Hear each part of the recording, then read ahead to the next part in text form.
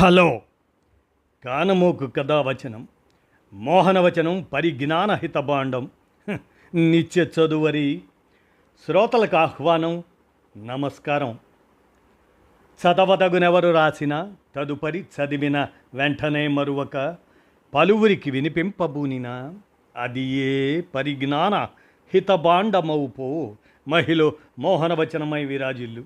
పరిజ్ఞాన హితభాండం లక్ష్యం ప్రతివారీ సమాచార హక్కు, తెలుసుకునే హక్కు సైతం జీవించే హక్కుతో సమానం. ఆ స్ఫూర్తితోనే ఇప్పుడు ప్రముఖుల జీవిత విశేషాలు శీర్షికన పాలగుమ్మి పద్మరాజు 111వ జయంతి ఈ స్మరణను మహమ్మద్ గౌస్ అందజేసిన మీదట మన కానమోకు కథావచన శ్రోతలకు ప్రముఖుల జీవిత విశేషాలు శీర్షికన ఇప్పుడు వినిపిస్తాను, వినండి. పాలగుమ్మి పద్మరాజు 111వ జయంతి. ఇక వినండి. ప్రముఖ తెలుగు రచయిత, హేతువాది, అలాగనే కేంద్ర సాహిత్య అకాడమీ అవార్డు గ్రహీత. 1952లో న్యూయార్క్ హెరాల్డ్ ట్రిబ్యూన్ నిర్వహించిన అంతర్జాతీయ కథల పోటీలో కేంద్ర సాహిత్య అకాడమీ అవార్డు పొందినటువంటి ఆయనే మరి న్యూయార్క్ హెరాల్డ్ ట్రిబ్యూన్ నిర్వహించిన అంతర్జాతీయ కథల పోటీలో గాలివాన కథకు పాలగుమ్మి పద్మరాజుకు ప్రపంచవ్యాప్తంగా 2వ బహుమతి లభించింది. ఈ పురస్కారంతో తెలుగు కథాశక్తిని ప్రపంచ స్థాయికి చాటి చెప్పిన విశిష్ట కథకుడు పాలగుమ్మి పద్మరాజు గారి 111వ జయంతి స్మరణ. పాలగుమ్మి పద్మరాజు గారు 1915 జూన్ 24న పశ్చిమ గోదావరి జిల్లా అత్తిలి మండలంలోని తిరుపతిపురంలో జన్మించారు. ఆయన బాల్యం సామాన్యమైన గ్రామీణ వాతావరణంలో గడిచింది. ఆయన విద్యాభ్యాసం కాకినాడలోని పిఆర్ ప్రభుత్వ కళాశాలలో జరిగింది. అక్కడ ఆయన 1939 నుండి 1952 వరకు సైన్స్ లెక్చరర్గా పనిచేశారు. ఈ కాలంలోనే ఆయన సాహిత్య రచనల పట్ల ఆసక్తి పెంచుకున్నారు. ఆయన తమ్ముడు పాలగుమ్మి విశ్వనాథం వీణావాదకుడు, సంగీత స్వరకర్త మరియు గేయ రచయితగా పేరు పొందారు. ఇది కుటుంబంలోని సాహిత్య సాంస్కృతిక నేపథ్యాన్ని సూచిస్తుంది. పద్మరాజు గారు హేతువాదిగా, ఎంఎన్ రాయ్ భావజాల ప్రచారకుడిగా సమాజంలో హేతుబద్ధమైన ఆలోచనలను ప్రోత్సహించారు. ఆయన జీవితం సామాజిక సంస్కరణలు, సాహిత్య సృజన, అలాగనే విద్యా బోధనల మధ్య సమతుల్యతతో సాగింది. ఆయన 1983 ఫిబ్రవరి 17న మరణించారు. కానీ ఆయన సాహిత్యం తెలుగు పాఠకుల హృదయాల్లో చిరస్థాయిగా నిలిచింది. ఆయన సాహిత్య రచనలు పరిశీలిస్తే పద్మరాజు గారి రచనలు తెలుగు కథానికా సాహిత్యంలో ఒక విశిష్ట స్థానాన్ని ఆకర్షించాయి.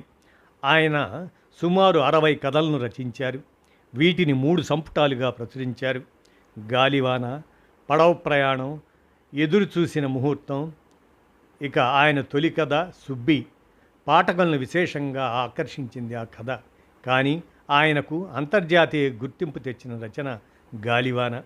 గాలివాన ఒక సాహిత్య మైలురాయని చెప్పుకోవచ్చు. 1952లో న్యూయార్క్ హెరాల్డ్ ట్రిబ్యూన్ నిర్వహించిన ప్రపంచ కథల పోటీలో గాలివాన 2వ బహుమతిని గెలుచుకుంది. 23 దేశాల నుండి 59 కథలు ఎంపికైన ఈ పోటీలో భారతదేశం నుండి 3 కథలు ఎంపికయ్యాయి. అందులో గాలివాన ఒకటి. ఈ కథ ప్రపంచవ్యాప్తంగా అనేక భాషల్లోకి అనువదించబడింది. తెలుగు సాహిత్యాన్ని అంతర్జాతీయ స్థాయిలో నిలబెట్టిన ఘనత పద్మరాజుకు దక్కింది. గాలివాన కథ సమాజంలోని హీనమైన ఆలోచనలను, డొల్లతనాన్ని విమర్శనాత్మకంగా చిత్రీకరిస్తుంది. అదే సమయంలో మానవ స్వభావంలోని సంక్లిష్టతను సూక్ష్మంగా వివరిస్తుంది. ఇక వీరి ఇతర ప్రసిద్ధ రచనలు మనం గమనిస్తే పడవ ప్రయాణం ఈ కథ సంపుటం జీవితంలోని వివిధ భావోద్వేగాలను, సామాజిక అంశాలను చిత్రీకరిస్తుంది. ఇక ఎదురు చూసిన ముహూర్తం అనేది ఈ సంపుటంలోని కథలు మానవ సంబంధాలు, సమాజంలోని సూక్ష్మ గీతలను తాగుతాయి. ఇక నల్లరేగడి ఈ నవల కృష్ణ కథానాయకుడిగా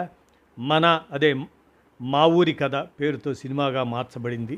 ఇక బతికిన కాలేజీ, చచ్చి సాధించాడు, భక్త శబరి, చచ్చిపోయిన మనిషి ఇటువంటి నవలలు కూడా ఆయన సాహిత్య ప్రతిభకు నిదర్శనాలు.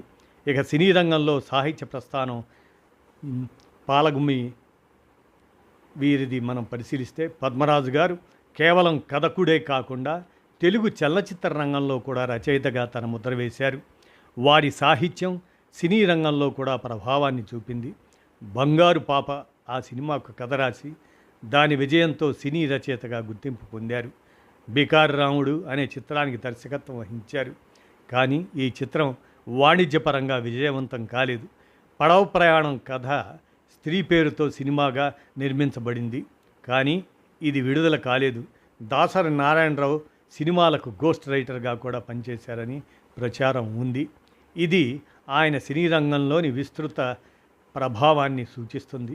ప్రముఖ నిర్మాత మురారి, ప్రముఖ దర్శకుడు దాసరి నారాయణరావు వంటి వారు పాలగుమ్మి పద్మరాజు గారిని తమ గురువుగా భావించేవారు.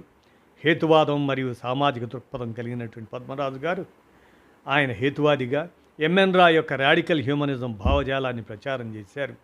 ఆయన రచనలు సమాజంలోని అసమానతలను, మూఢనమ్మకాలను, అలాగనే అన్యాయాలను ప్రశ్నించాయి. గాలివాన కథలో సమాజంలోని హీనమైన ఆలోచనలను విమర్శించడం ద్వారా ఆయన సామాజిక సంస్కరణ పట్ల తన నిబద్ధతను చాటారు.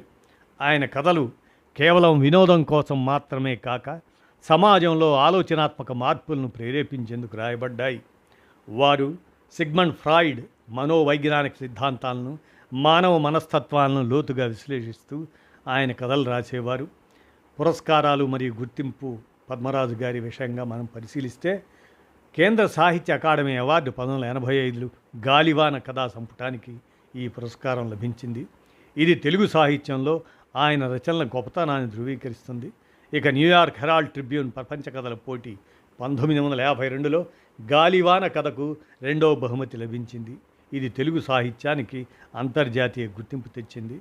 పద్మరాజు గారి విశిష్టతలు గమనిస్తే పద్మరాజు రచనలు సాహిత్యంలో సామాజిక స్పృహను, హేతుబద్ధ ఆలోచనను, మానవీయ దృక్పథాన్ని కలగలిపినవి. ఆయన కథలు సామాన్య జీవితాలను అసాధారణ రీతిలో చిత్రీకరిస్తాయి. ఆయన సినీ రచనల ద్వారా సాహిత్యం, సినిమా మధ్య వారధిగా నిలిచారు. ఆయన హేతువాద దృక్పథం, సామాజిక సంస్కరణ పట్ల అంకిత భావం ఆయన రచనలకు ప్రత్యేకమైన లోతును జోడించాయి. పాలగుమ్మి పద్మరాజు గారు తెలుగు సాహిత్యంలో ఒక సమున్నత శిఖరం. ఆయన రచనలు కేవలం సాహిత్య కళాఖండాలు మాత్రమే కాక సమాజంలోని అసమానతలను, అన్యాయాలను ప్రశ్నించే శక్తివంతమైన సాధనాలు. గాలివాన వంటి రచనల ద్వారా తెలుగు సాహిత్యాన్ని ప్రపంచ స్థాయిలో నిలబెట్టిన ఆయన హేతువాదం, సామాజిక స్పృహలతో తెలుగు పాఠకులను ప్రేరేపించారు.